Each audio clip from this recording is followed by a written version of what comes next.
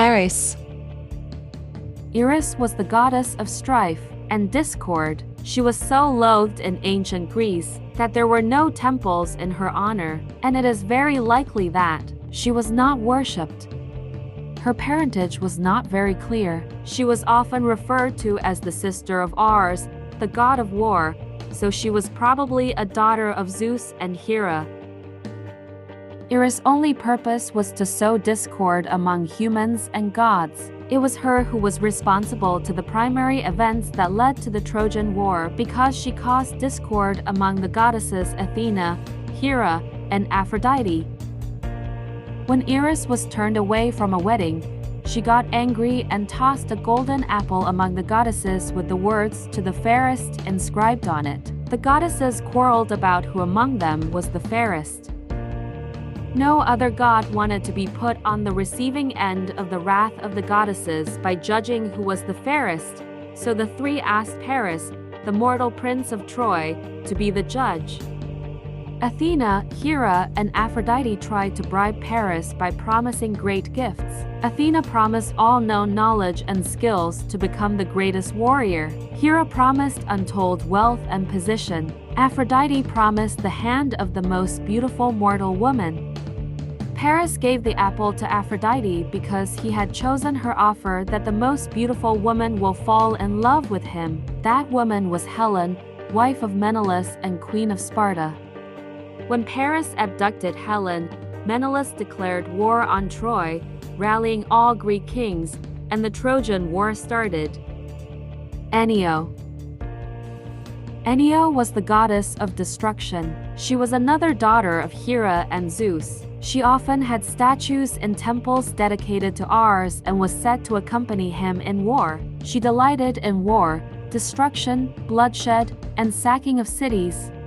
She was mentioned during the sacking of Troy, War of the Seven against the Thebes, and the battle between Zeus and Typhon, a monstrous serpentine giant and one of the deadliest creatures in Greek mythology. Deimos and Phobos. Deimos and Phobos were the sons of Aerys and Aphrodite. Deimos was the god of panic and Phobos was the god of terror and fear.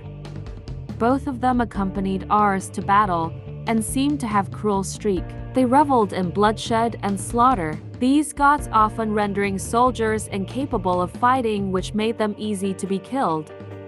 Apate. Apate was the daughter of Nyx, goddess of the night, and Erebos, god of darkness. She specialized in blinding mortals from the truth and made them believe in falsehood. She was one of the evil spirits released from Pandora's box. She has no love for anyone and takes pleasure in rooting out people's weaknesses, then use these as weapons in her own favor. Apate was said to have a role in tricking Semele, one of Zeus' affair. Hera learned about the affair and looked to Apate for help in punishing Semele. Apate agreed to help and gave Hera a magical girdle to force Semele into asking Zeus to reveal his true form that no mortal could ever survive after looking at them, which caused for Semele to burn to death. The Erinyes. The Erinyes were the goddesses of vengeance. It was said that when Kronos tossed Uranus' genitals into the sea, the Erinyes emerged from the earth where the blood was spilled.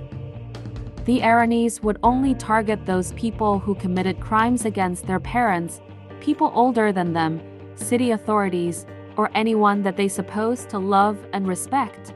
They would hold scourges which they would use to torment their victims into insanity or death. They would hound their victims to the end until they managed to atone for their crime. When that happened, they became Eumenides, the appeased goddesses, and left the person alone. One of their most famous victims was Orestes, who killed his mother Clytemnestra because she had murdered her husband Agamemnon, who was Orestes' father. He was driven mad and pursued by them. Moros. Moros was the son of Nyx, goddess of the night, and Erebos, god of darkness. He was the god of doom and associated with suffering.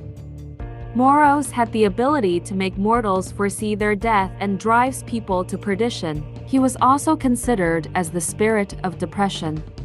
He was commonly called the all-destroying god. This was because even when his victims died and in the realm of death, Moros does not set them free and continue to make them suffer.